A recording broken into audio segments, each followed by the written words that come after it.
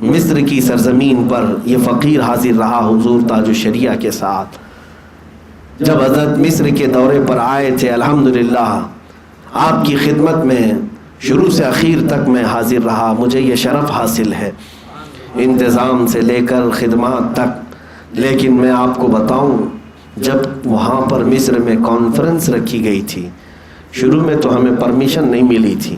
جس ہال کو بک کیا گیا تھا تو ہال والوں نے تو یوں ہی دے دیا کہ کوئی ان کی عام تقریب ہوگی. لیکن دھیرے دھیرے وہاں کی پولیس اور سیکورٹی کو جب پتہ چلا کہ ان کے کوئی شیخ آ رہے ہیں جو ہندوستان کے بڑے ہیں تو وہاں کی ایجنسیاں اس زمانے میں بڑی سخت تھیں اور حکومت اس وقت حسنی مبارک کی چلتی تھی.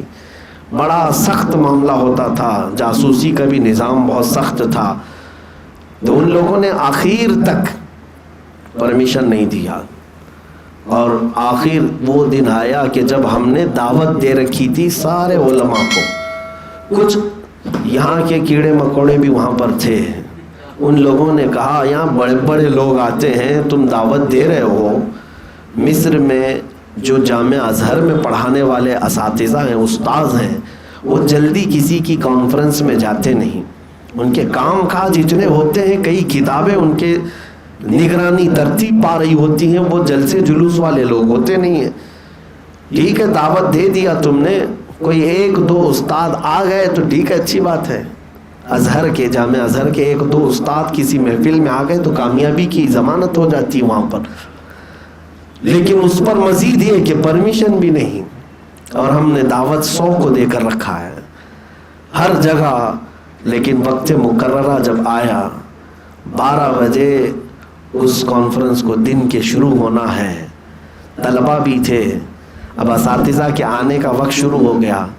صبح 10 بجے تک ہمارے پاس پرمیشن نہیں. حالانکہ ایسا ہوتا نہیں ہے. ہال والے بھی جو تھے وہ پریشان ہو گئے اور کہا کہ نہیں ہمیں امن کی طرف سے یعنی ڈپارٹمنٹ کی طرف سے اجازت نہیں ابھی تک. اللہ سلامت رکھے. وہاں پر جو اس دن ڈیوٹی پر تھے ایک پولیس والے, وہ امن پولیس کو کہتے ہیں, وہاں پر بڑے عہدے پر تھا وہ بندہ. وہ مجھے بلایا اور کہا میں دیکھ رہا ہوں تم دوڑ رہے ہو بھاگ رہے ہو دوڑ رہے ہو بھاگ رہے ہو, تمہیں لیٹر تو نہیں ملنے والا ہے. ایک کام کرو, تمہارے شیخ آ رہے ہیں, آج میری ڈیوٹی ہے میں اپنے ذمے پہ کراتا ہوں. میں کھڑا رہوں گا, جو ہوگا میں اپنے اوپر دیکھ لوں گا. بس میرا تو دل کر رہا تھا میں اب ہاتھ چوم لوں, اسی لیے کہ اتنی بڑی لاج رکھ لی. بعد میں میرے عزیزوں جب 12 بجے کے بعد آنا تھا تو حضرت ظہر پڑھ کر کے تشریف لائے. جیسے ہال میں آئے, جو لوگ ہمیں تانا مار رہے تھے کوئی آئے گا نہیں آئے گا, ایک استاد دو استاد آ گئے کوئی جامعہ ازہر کے تو دیکھ لیں گے. لیکن الحمدللہ ہمارے پاس آج بھی وہ رپورٹ موجود ہے, 27 علماء ازہر اس میں شریک ہوئے تھے. بڑے بڑے عالم جو اپنے کالج کے ڈین ہیں, ڈپارٹمنٹ کے ہیڈ ہیں, شیخ التفسیر ہیں, شیخ الحدیث ہیں, جو وہاں کے مفسر ہیں, محدث ہیں, محقق ہیں, مفتی ہیں, یہ سب اس میں شامل ہوئے تھے. سب آئے اور سبوں نے حضرت کا بیان بڑی توجہ کے ساتھ سنا. حضور تاج الشریعہ نے عربی میں وہاں پر بیان کیا تھا, مختصر 15 منٹ.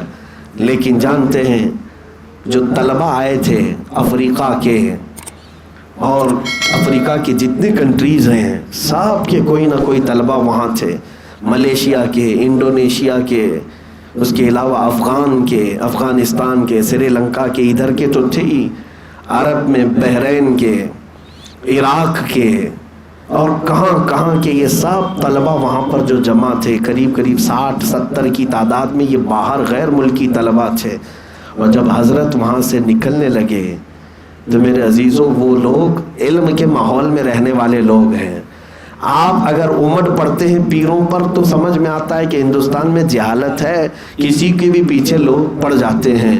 لیکن وہ لوگ جو وہاں پر کوئی پی ایچ ڈی کر رہا ہو, کوئی ماجسٹر کر رہا ہو, جو تحقیق کے طلباء ہیں اور اساتذہ ہیں, حضرت جب اتر کر جانے لگے تو جیسے یہاں پر ٹوٹ پڑتے اس سے زیادہ وہ عربی لوگ حضرت پر ٹوٹ پڑے ہوئے تھے، کوئی ادھر سے کوئی ادھر سے، اور ان کا صرف اور صرف اتنا ہی مطالبہ تھا کہ آپ اپنی سند حدیث ہمیں عطا فرما دیں، آپ سے جو سند حضور تک پہنچتی ہے وہ ہمیں عطا کر دیں۔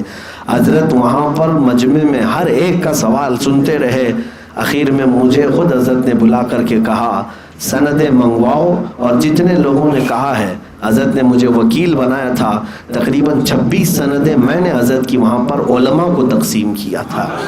جو پڑھانے والے لوگ ہیں وہ حضرت سے سند لینے پر فخر کرتے تھے۔ یہ ہے میرے تاج الشریعہ کی عظمت، جس نے عرب میں، عجم میں نہیں بلکہ عرب میں بھی اپنا لوہا منوایا۔ اور اگر یہ عظمت اور یہ انعام اگر کسی کو ملتا ہے تو وہ صرف چہرے سے اور کپڑے سے نہیں ملتا، یہ تقوی سے ملتا ہے اور عشق رسول کی بنیاد پر ملتا ہے۔ ہاں میرے